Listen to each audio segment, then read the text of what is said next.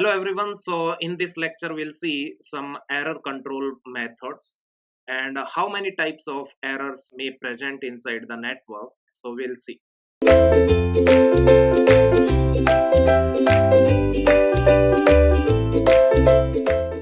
So what does it means error control methods? So different policies are there. We'll see one by one, isn't it? So yes, we can say that first thing that is possible is of we can say that any data packet get lost. Let's say one router is there. What is the router? We'll see while we study network layer. At that time, we'll see what is router and all, isn't it? Also, you will able to see in the network devices what is router, isn't it? Okay. So let's say one router is there and various packets. Let's say yeah, these are the links to which this router is connected, isn't it?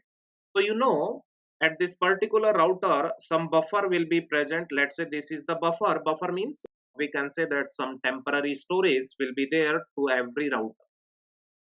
Now whenever packets will come to this router, isn't it? So there might be a possibility that yes, there is a congestion at router. Congestion at router means, let's say, congestion means we can say that buffer to store the incoming data packets is not sufficient. If buffer is not sufficient, then we can say that more data packets are coming, isn't it? And buffer is not sufficient, so what router will do? Router will discard some of the packets, isn't it? Because space is not available to store all these packets. And why this happens? We can say that if processing of router is not so fast, we can say that then this problem may arise, isn't it? If more and more packets are coming to the router and router's processor is not going to process at that rate, then we can say that there will be a congestion at router. And if there will be a congestion, then router will discard the incoming packets, isn't it? Whenever buffer is full and any packet is coming to the router, then router is going to discard, isn't it? Okay. So one possibility is there. So whenever any packet is discarded, that means we can say that various schemes are there. We can say that like acknowledgement will not be received, then that packet will be retransmitted. So if entirely packet get lost, then retransmission of that packet is required, isn't it? Okay. Now one more possibility is there. Let's say in this case, what packet get lost? That was the packet get lost. That means that packet is discarded from the network, isn't it, by the router?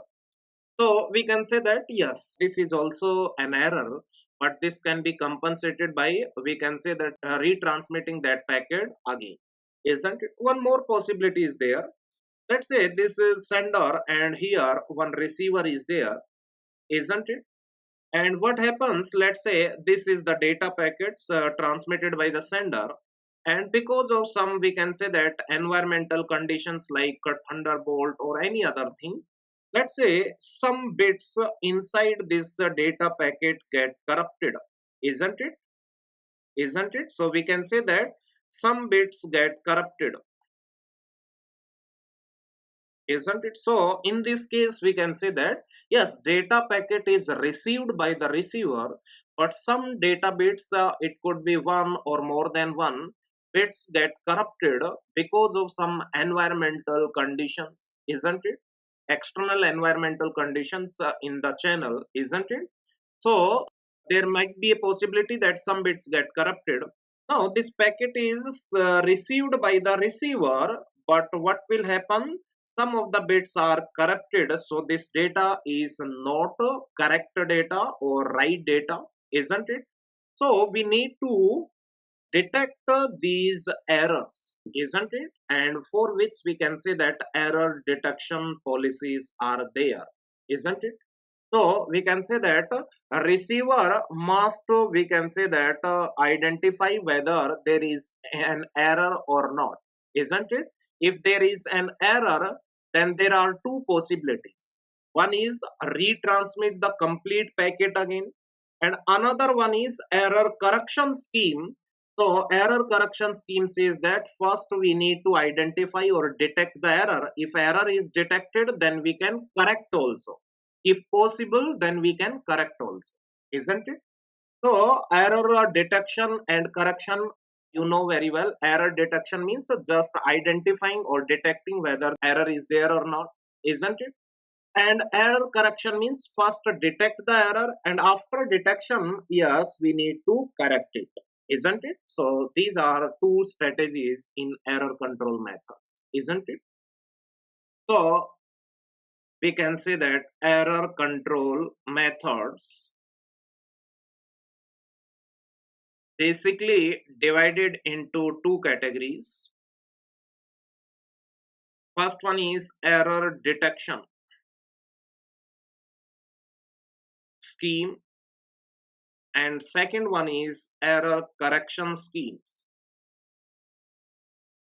Error correction scheme, isn't it? So first one will, let's say, discuss error detection scheme. First method, that is very simple, isn't it?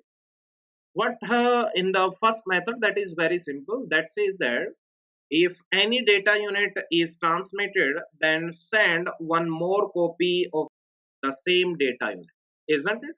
So every data packet will be transmitted twice. That means we can say that two copies of any data packet will be transmitted.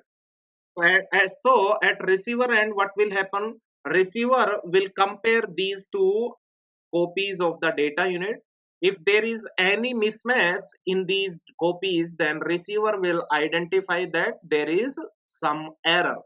But receiver won't understand that which copy has error, because he will compare the data of both the copies. If data of both the copies is mismatching, that means there is some error, isn't it? But receiver cannot understand that which copy has error, isn't it? I hope this one is clear to everyone. So receiver will ask to retransmit the entire data unit, isn't it? Okay.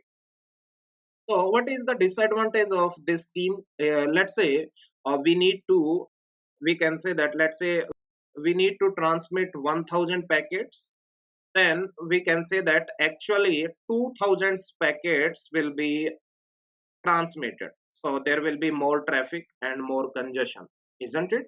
So because we are transmitting every data packet with one more copy, isn't it? So actually the traffic will be doubled, isn't it? So that is the disadvantage. So this scheme is not used practically. Next one, that is parity. What is parity scheme? We'll see in the coming lectures. Parity scheme. And third one is CRC. CRC stands for cyclic redundancy check. Redundancy check, and this is practically used very much, CRC, and that is important for gate point of view also. And last one is that is checksum, isn't it? So we are going to discuss all these things, CRC and checksum. These are the important for gate point of view, and we'll see the questions will be from CRC, either from CRC or checksum. 99% the questions will be from CRC, isn't it? So we will be discussing these error detection schemes, CRC and checksum, which are important, isn't it? So there won't be any question from first scheme as well as parity, isn't it? Okay, so we can say that these are the error detection scheme, isn't it? And in error correction scheme, one scheme is there that is known as Hamming code, isn't it? Hamming code, that means this scheme will, we can say that, identify the error as well as correct it, isn't it? That is Hamming code. So the disadvantage of Hamming code is what? We can say that, let's say 1 kilobyte of data we need to transmit, and along with that 1 kilobyte data, zero point 0.5 kilobyte data will also be transmitted along with 1 kilobyte. So we can say that if we need to transmit 1 kilobyte data, then zero point 0.5 kilobyte data, that is redundant data, will also be, or we have to transmit, isn't it? That then only this Hamming code will work. So ultimately we can say that directly indirectly in Hamming code, we can say that we want to correct any error, then lot of redundant data has to be transmitted, isn't it? So that is the disadvantage. So you will see these error correction schemes and their error detection schemes in the coming lectures. So that was the introduction regarding error control methods, isn't it? These are very much required in the networks when there are errors. I hope this one is clear to everyone. So in the next lecture, we'll see what is CRC, that is cyclic redundancy check. Okay, guys. So thank you so much.